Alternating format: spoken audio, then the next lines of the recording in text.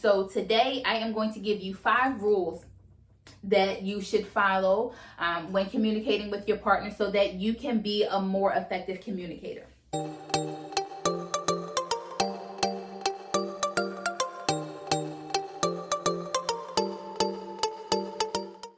Hey there, and welcome to EQTV. I am Erin F. Darton. I am an emotional intelligence and relationship coach, and I create content to help you become the expert of you so you can live better, love better, and be better. We are still talking about communication, and not just communication, but giving you tips and tools on how to communicate effectively. And so today I am going to give you 5 rules that you should follow when communicating with your partner so that you can be a more effective communicator. Rule number 1 is to pick a good time to talk, right? This requires you to understand your partner, right? This requires you to know when both you and your partner are going to be in a space to have a good conversation, right? It's not just about you. It's not just about when you are ready to, let things out or when you are ready to get it off your chest. You have to make sure that your partner is also in a good place to receive what you are saying, right? Remember, I have identified 4 parts to effective communication. And so if you found that the breakdown in your communication is at part 2 with your partner listening and understanding you, it could be due to the fact that it's just not a good time to talk, right? For your partner, maybe you have a tendency to, want to talk as soon as they come in the house, but maybe that's not a good time for your partner, right? Maybe they have a stressful job and they need about an hour or 2 to decompress after work, right?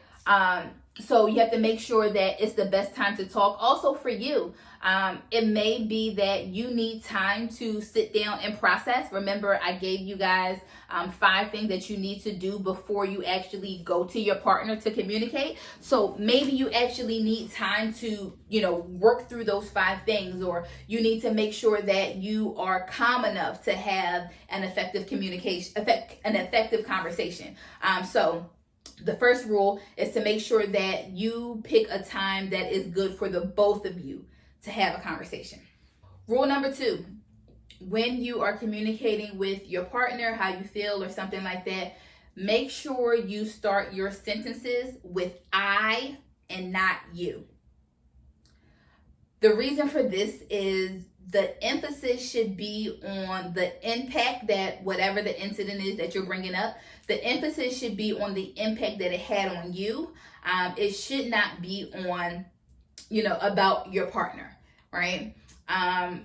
When you talk about your partner or their actions, it can make your partner more defensive, and that can derail the conversation. Rule number 3 kind of goes with this, so I'm going to talk about them together. So rule number 3 is focus on the emotion and not the action, okay? And that's why you want to make sure you start the sentence with I, right? I also gave you guys a sentence that you can use to communicate how you're feeling with your partner, and it's I felt like, whatever the emotion is. If you missed that video, make sure you go back and watch it. But the reason that you start the sentence with I is so that the emphasis is on your emotions, and the impact that whatever the triggering event is, it had on you, right? You want to make sure that you're focusing on the emotion and not the person's action, because, when you talk about the person's actions, right? If for any reason you mischaracterize what it is that they did, or now they're going to be defensive and feel the need to correct you, right? When the action is not really as important as the underlying emotion or how it made you feel. So you want to make sure that you are using or starting your sentences with I, and that you are focusing on the emotion and not the action, right? When you talk about the action, it can be distracting, or it could just not lead to a productive conversation. Rule number 4. Rule number 4 is to state the specific occurrence that triggered your emotions, right? So what I mean by that is you should not generalize. So it shouldn't be you always do X, Y, and Z. You have to be very specific when you are addressing how you feel, right? So it needs to be, I felt rejected when you did whatever on that specific date, right? And the reason that you don't want to generalize is because one is usually not true, right? They probably don't always do that thing. And so if you tell somebody you always do that, the first thing they're going to say is, no, I don't. I didn't do it X, Y, and Z, right? And so whether or not they do it all the time doesn't matter. What matters is that they did it this one specific time and it caused these emotions. So also another reason you don't want to generalize is it makes your partner defensive, right? They're going to immediately defend, I don't do that all the time, which again, doesn't matter whether or not they do it all the time. They did it this one time that triggered these emotions for you, right? And then the third thing is, right, when you generalize like that, it doesn't allow them to address the specific incident or specific behavior because they're talking about everything, right? You know what I mean? As opposed to if you are able to identify one specific incident or one specific, occurrence that happened, they are able to address that one thing or correct that one behavior, which is why number 5 is you should communicate or tell them, what they can do moving forward to make sure that you don't feel like this again.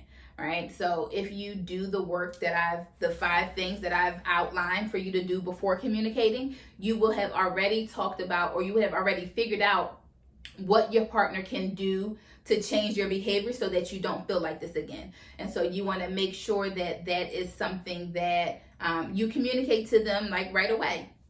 And so if you go back and watch the other video, you will see that the sentence that I recommend that you use when you are trying to communicate with your partner is, I felt, whatever the emotion is, when you, the triggering behavior on, that's being the specific occurrence, moving forward, can we or can you, and then whatever the desired action is, right? I think that this sentence is helpful and it leads to a much more productive communication or conversation, right?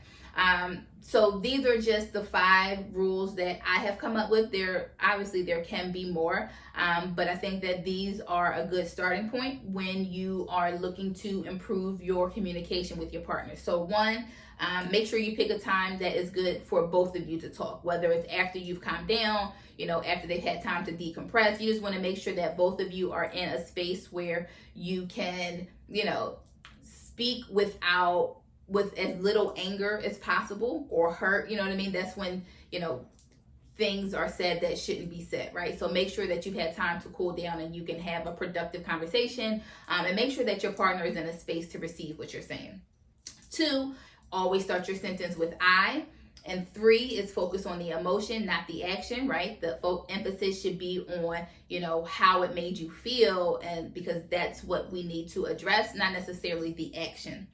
Number 4 is state the specific occurrence, meaning do not generalize. You shouldn't use you always do this, or you always, because like I said, most of the time it's not true, and it makes them defensive and it derails the conversation. And then the last thing is state how they can change your behavior moving forward so that you do not feel like this again. Got it? Good. Share this with your partner so that they are also aware of these rules. Also know that you and your partner can add to this, right? I've identified the 4 parts of effective communication. And so depending on where you and your partner have identified the breakdown is, there may be additional rules that you need to add to this list, right? If, like I was saying earlier, if the issue is that, you don't necessarily pick a good time to talk, right? A rule that you and your partner may need to add to this list is, we don't talk as soon as one of us gets home from work, right? We may need to, give the person at least 2 to 3 hours before we are, coming to talk to them, or make it a rule that before you communicate, you ask them, are you in a space to receive what I have to say? Right? So think about issues that you and your partner have had when it comes to communication. And think about the rules that you can add to this list that will make your communication more effective. Comment below and let me know what other rules you have or you are going to add to your communication plan. And make sure that you share this video with others so that they can also be working on their communication.